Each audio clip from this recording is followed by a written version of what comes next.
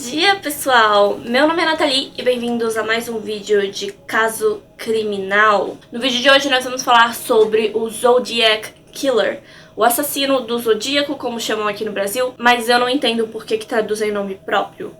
Zodiac. É um nome que ele deu pra ele, é um nome próprio, não devia ser traduzido, mas tudo bem. Obrigada, Vivi Lira e Laila Viviane, que por algum motivo eu acho que é a mesma pessoa, mas teve várias outras pessoas também que mencionaram esse caso nos comentários. Então muito obrigada por ter sugerido essa história. Como sempre, antes de começar, eu gostaria de dizer que eu não quero ofender ninguém com as coisas que eu falo nesses vídeos de caso criminal. Eu faço eles por motivos educacionais, para que esses casos fiquem mais conhecidos, mesmo que o Zodiac já seja bem conhecido, para que esses assuntos sejam mais discutidos. Eu também vou mencionar o gatilho de hoje, que são armas de fogo e ferimentos à faca. Aí também tem uma parte bem rápida sobre uma mulher grávida que se machuca, então...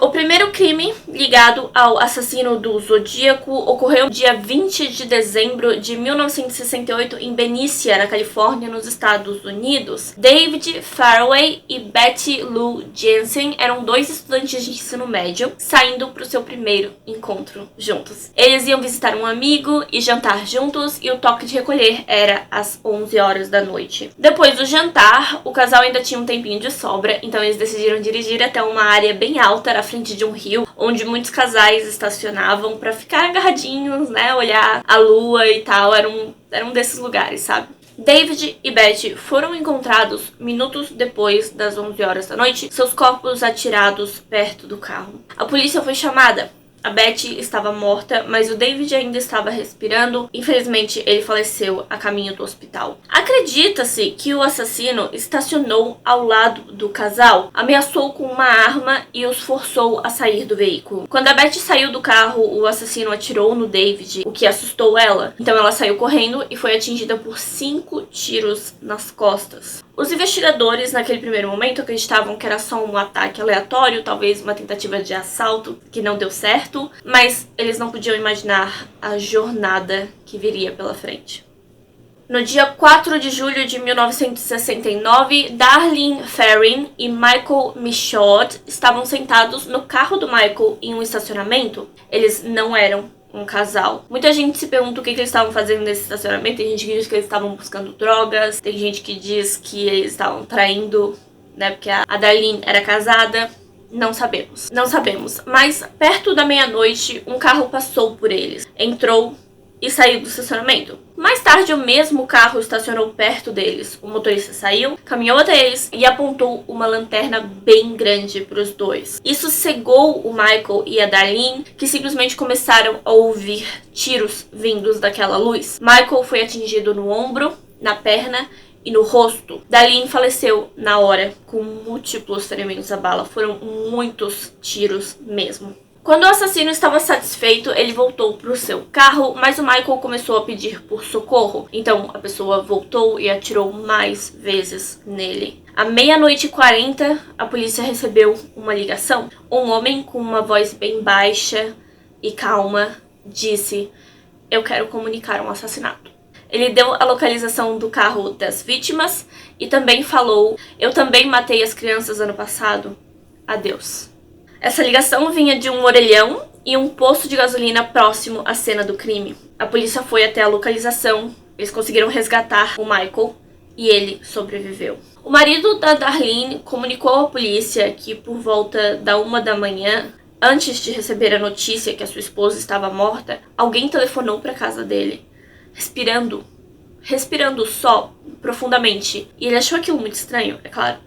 Os pais dele também receberam uma ligação assim naquela noite. Até hoje ninguém sabe quem é que estava ligando para ele, respirando profundamente. Depois que se recuperou, o Michael pôde dar toda a descrição do assassinato, né, como eu falei aqui, e também do assassino. Ele disse que era um homem jovem, alto, branco, com cabelo castanho encaracolado. Ele infelizmente se negou a voltar a falar sobre o caso e se mudou para outro estado. Muito tempo depois, tipo 15, 20 anos depois, ele voltou pra ajudar um pouco mais a polícia. Mas ele ficou bastante tempo sem falar no caso. No dia 31 de julho de 1969, 3 diferentes jornais começaram a receber cartas, nas quais o assassino admitia a autoria daqueles crimes e dava mais detalhes sobre eles. As cartas vinham cheias de erros gramaticais e sempre assinadas com um símbolo, um círculo e uma cruz no meio. Ele também enviava algumas mensagens em código, dizendo que o seu nome estava escondido nesses códigos. Ele pedia que os jornais publicassem essas mensagens no dia 1º de agosto, senão ele mataria mais pessoas. Os jornais publicaram essas mensagens, mas também escreveram que o chefe da polícia local não acreditava que essas cartas vinham do verdadeiro assassino. Acredita-se que dizer que a polícia não acreditava naquelas cartas era um método para fazer com que o criminoso mandasse mais cartas, né? Continuasse dando mais evidências. E funcionou. No dia 4 de agosto, um dos jornais recebeu mais uma carta. Pela primeira vez, o assassino se apresentou como Zodiac e deu mais detalhes dos crimes para confirmar que era ele. Nas suas palavras, quando o código for solucionado, eles vão me pegar. No dia 8 de agosto, Donald e Betty Harden solucionaram o código das primeiras mensagens. Era um casal de professores, se eu não me engano. Basicamente, a mensagem dizia: "Eu gosto de matar pessoas porque é muito divertido." E a mensagem continua, é bem longa. Ele diz que suas vítimas serão seus escravos no paraíso, e não é a primeira vez que ele menciona isso, e que ele não vai dar o seu nome para a polícia. Ele também faz uma referência a um livro chamado O Jogo Mais Perigoso, de 1924, que fala sobre um homem que caça seres humanos. No fim da mensagem, ele parece ter colocado algumas letras aleatórias, e algumas pessoas acreditam que, como ele disse antes que o seu nome estava na mensagem, e aí dentro da mensagem ele colocou que não ia dar o seu nome para a polícia, acredita-se que o nome pode estar escondido ali no meio como um anagrama, ou sendo lido de maneiras diferentes, né? Talvez na diagonal, talvez na vertical. O nome dele pode estar ali, mas até hoje ninguém nunca encontrou esse possível nome. Na verdade, tem uma teoria que a gente vai falar lá no final que pode ser um nome, mas... No sábado, dia 27 de setembro de 1969, Cecilia Shepard e Brian Hart estavam se bronzeando na beira do lago Berryessa quando um homem mascarado e armado apareceu de repente. Esse homem vestia um capuz com máscara e o símbolo do assassino do Zodíaco no meio do peito. Ele disse que escapou da prisão e que ia roubar o carro deles para fugir para o México. O casal cooperou, deixou que ele levasse tudo o que ele quisesse, mas antes o homem deu para Cecília um cordão e pediu para ela amarrar as mãos do Brian atrás das costas. Ele então amarrou a Cecília com as mãos nas costas e começou a esfaquear o casal. Brian recebeu 6 facadas nas costas e a Cecília foi atingida mais de 10 vezes. Enquanto isso, o assassino ria alto. De acordo com eles, era uma risada alta e maníaca, sabe?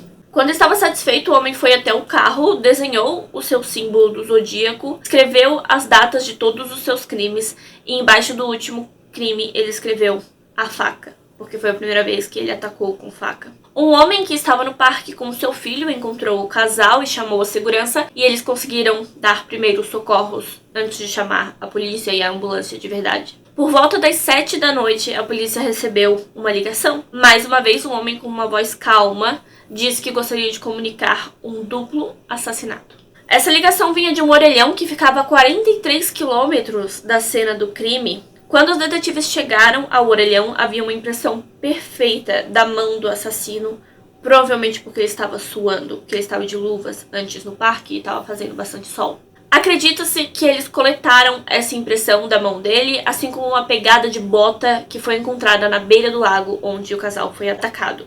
Eu disse acredita-se porque tem várias evidências que a gente não viu, a gente não vê. Eram os anos 60, né? Essa bota que encontraram era de um tipo específico, usado por militares da Força Aérea, que só podem ser compradas em lojas paramilitares. Isso é importante. Quando a polícia chegou lá, a Cecília estava consciente e ela pôde descrever tudo o que eu falei pra vocês, inclusive descrever as roupas estranhas do assassino. O David sobreviveu, ele também pôde contar a sua história, e a Cecília, infelizmente, faleceu um tempo depois no hospital.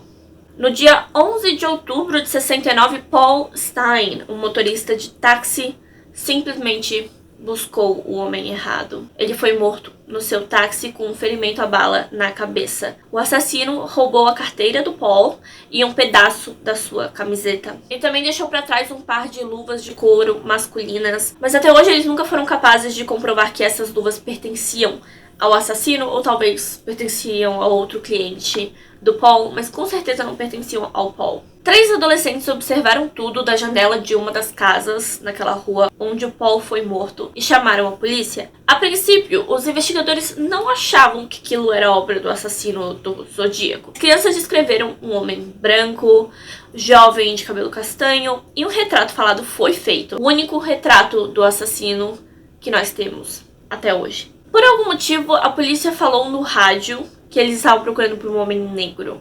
Quando o pessoal estava procurando, que o assassino poderia ainda estar nas ruas por ali. E ao invés de dar a descrição que os meninos deram de um homem branco e jovem, de cabelo castanho, a polícia disse que eles estavam procurando por um homem negro. 2 oficiais esbarraram com um homem branco que batia com a descrição perfeita do assassino do Zodíaco naquela noite, mas como eles tinham ouvido no rádio que estavam procurando por um homem negro, eles nem falaram com o cara. No dia 14 de outubro, a delegacia recebeu pelo correio o pedaço cortado da camiseta do Paul, acompanhado de uma carta. Aqui é o Zodiac. Eu sou o assassino do motorista de táxi. A polícia poderia ter me pegado ontem se não estivessem brincando com as suas motocicletas.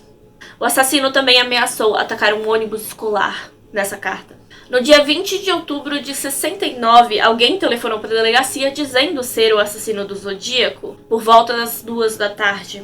Ele pediu que 2 advogados locais aparecessem em um programa de TV para falar com ele por telefone. Um desses advogados concordou e apareceu no programa de TV. Foram 54 ligações telefônicas, mas ele nunca ficava na linha por muito tempo e muitas vezes ele não falava nada, ele só respirava. No fim, foi comprovado que esse homem não era o assassino do Zodíaco. Esse advogado recebeu uma carta do verdadeiro assassino tempos depois, na qual ele pedia por ajuda, dizia que não conseguia se controlar e também dizia que não era ele no programa de TV. Em novembro de 64, mais um pedaço da camiseta do Paul Stine foi enviado pelo correio para o jornal local, acompanhada por mais uma mensagem em código. A polícia não conseguiu traduzir essa mensagem usando o sistema antigo, ele tinha melhorado o seu sistema. Esse era bem mais complicado. Uma nova carta chegou dias depois, na qual ele dizia que não se parecia com aquele retrato falado que eles tinham feito e que ele só se veste daquele jeito específico quando está cometendo seus assassinatos. Até hoje a gente não sabe se ele está falando do capuz com o símbolo bordado do Zodiac ou se ele está falando dos óculos e das roupas normais, né, do retrato falado mesmo. Nessa carta ele também menciona que usa cola para aviões, que impede que as suas mãos deixem impressões digitais, mais uma vez indicando que ele pode ter alguma ligação com a Força Aérea. Ele também diz que matou um total de 12 pessoas. A polícia só tinha 5 mortes confirmadas, que era bem estranho, né? Não eram 12 vítimas, de acordo com a polícia.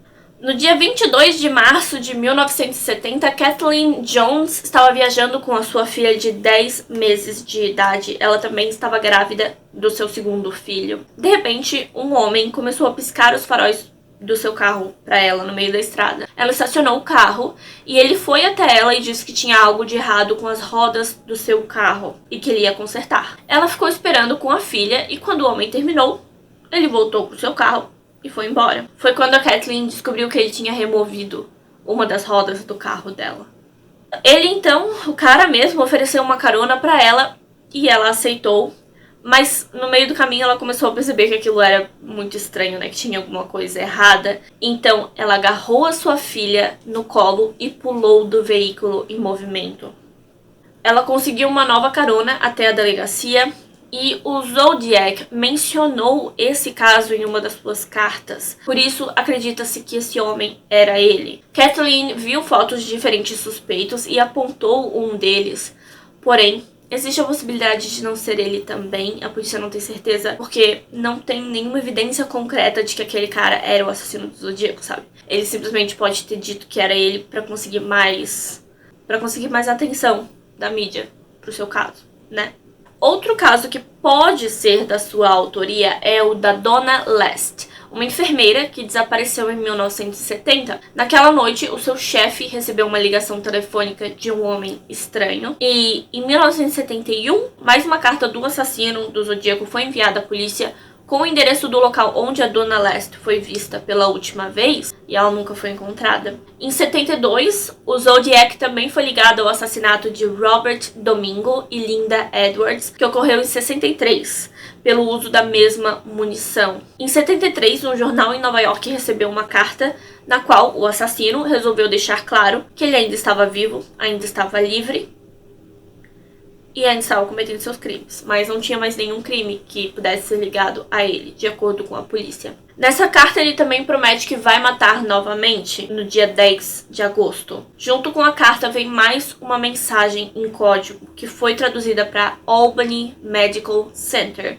Centro Médico de Albany, e acredita-se que era uma carta falsa. No dia 29 de janeiro de 74, uma carta foi enviada ao mesmo jornal lá do início do caso. Zodiac diz ter assassinado 37 pessoas no total nessa carta. E é aqui que tudo simplesmente para.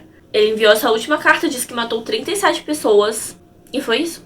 O caso continua aberto até hoje. Não tem 37 casos ligados à história do assassino do Zodíaco, apenas 5 mortes ligadas a essa história. E ele nunca foi encontrado. Foi descoberto que o nome e o símbolo do assassino vieram de uma marca de relógios, que eu achei bem interessante. Eu vou colocar aqui, né? É ele.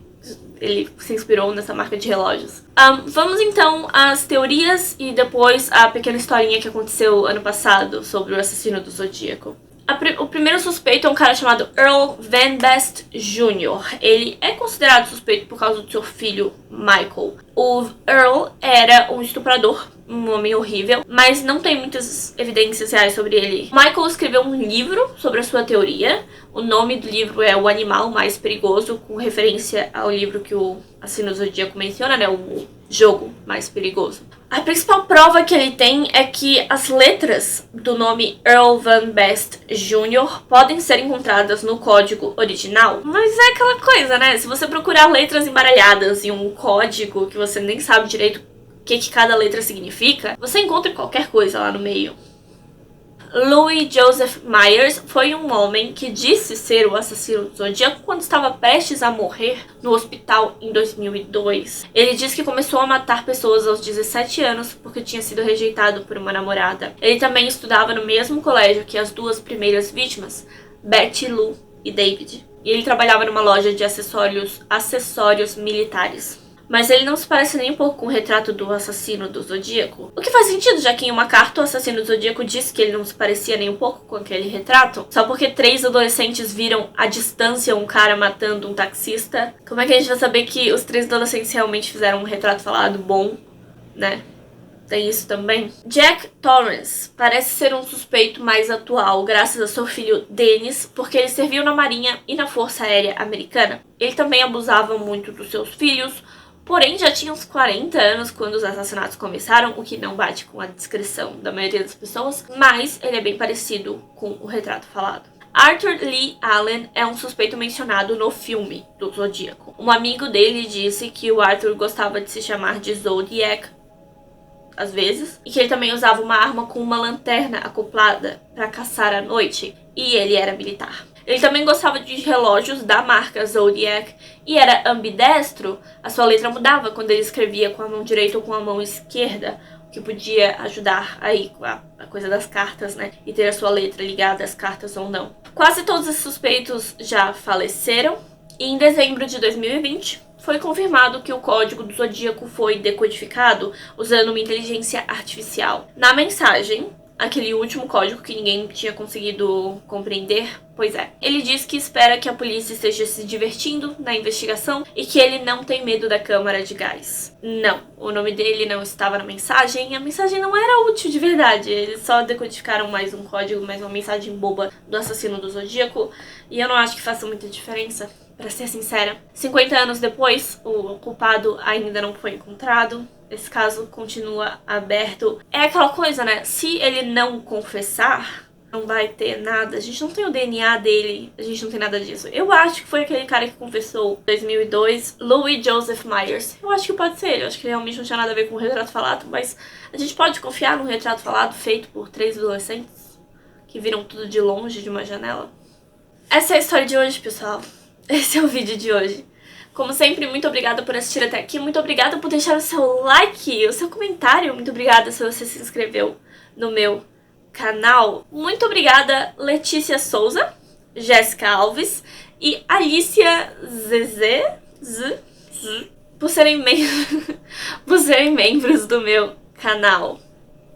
Se você que tá assistindo gostaria de ser membro, é só clicar no botãozinho aqui embaixo. Muito conteúdo exclusivo, muita coisa boa, ok? É isso, pessoal.